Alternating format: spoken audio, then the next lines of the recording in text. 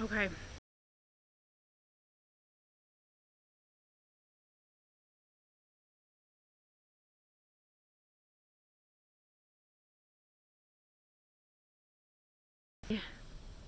So second day wrap up.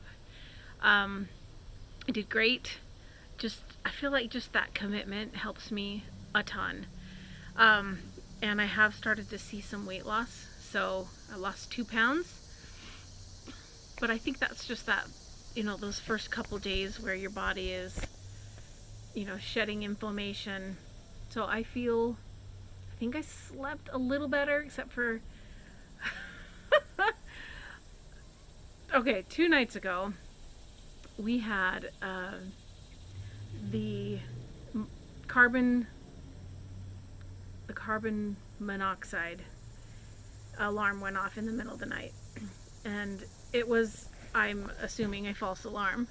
So I called the fire department the next morning. So that was yesterday. The fire department came and they didn't detect any carbon monoxide. We're okay.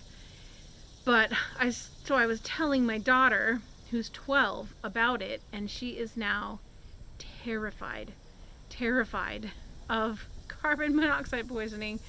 I probably shouldn't have told her that it can just get you in your sleep. And you don't even know. Bad, bad parenting. But so now she's terrified and will not sleep alone, and was up all night asking me if we were okay. Just like she's a mess. She won't even stay home alone. It's crazy. So anyway, I didn't sleep great, but I think it was because she was waking me up. Um, so that's what I'm looking for primarily, is a reduction in kind of aches and pains, and being able to sleep better, because that clouds your mind. That makes everything more difficult when you are not sleeping great. So I want to tell you a story about one of the things that happened to me while I've been away from YouTube and from the carnivore world. So I when I drive a lot, so I drive for a living, and in the car, and even right now, like I'm kind of popping my ears. They kind of get stuffed up a ton. And so I had a doctor's appointment in January, and the doctor said, well, that sounds like eustachian tube dysfunction, right? Which just means your ears are getting plugged up. And so he suggested an oral steroid, prednisone. And he gave me kind of like a high dose of it that you take like 4 a day for a certain amount, and then you kind of titrate down to 3 a day and then 2 a day for 4 days each. And so I started that, and within a couple days, how did that work? So I had the doctor's appointment. Within a couple days of that doctor's appointment, I got the flu, and I think everybody got the flu in January. So I was throwing up so much. I've never been that sick in my life. And they said it was like that version of the flu that kind of tears through. Words are so hard right now. It's the brain fog. I can't think of words. Like ships. People go on those week-long trips on ships. Anyway, so they kind of tear through those places and people get really sick. It was that kind. So I was so sick. And then I just did not get better. And I don't go to the doctor when I have the flu, but I was in pain that I thought I had ripped. Like, I thought I was dying. I thought I ripped my whole body up, and I was in so much pain. So I went to the ER, and they ran some tests. They don't know what it is. They send me home.